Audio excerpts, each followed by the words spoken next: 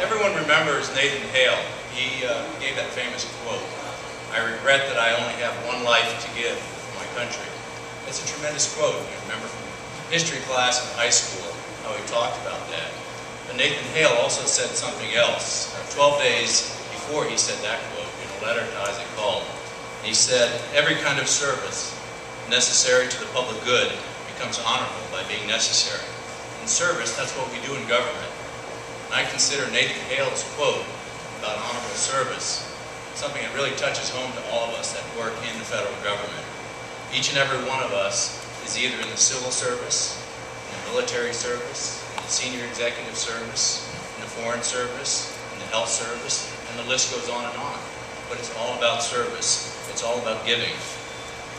In the federal government, we've been blessed with great jobs, wonderful jobs, being able to serve our country.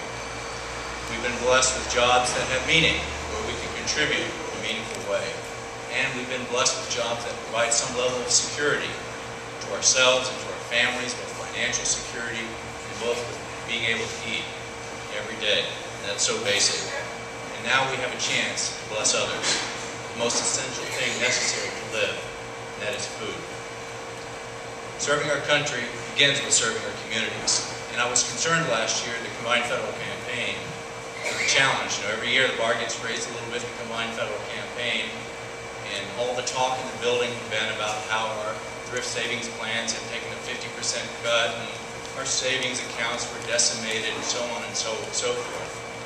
But then, you know, so I was concerned, and in a way that defies some logic, but when you think about it, it doesn't.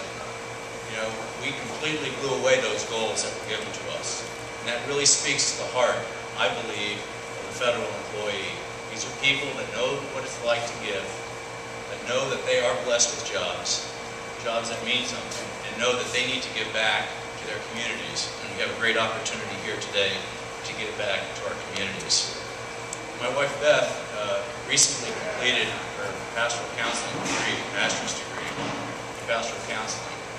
And as part of that training, she spent a lot of time over the last 4 years working with local family and child services centers, counseling families, helping others, people struggling with whatever challenges they may particularly have at that point in time.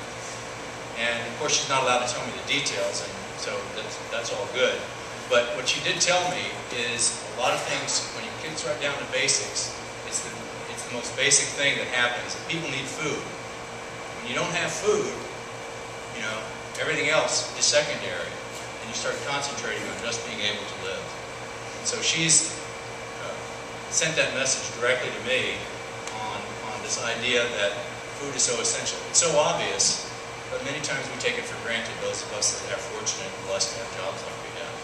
So when Mike Kane, the Chief Human Capital Officer of the Department of Energy, came up to me, and he knows that we all have day jobs, as John was saying, said, "How about chairing this for the department?" You know, I jumped at it, because not only was it an opportunity to do something a little bit differently, but it was an opportunity to make something have a real impact on people's lives.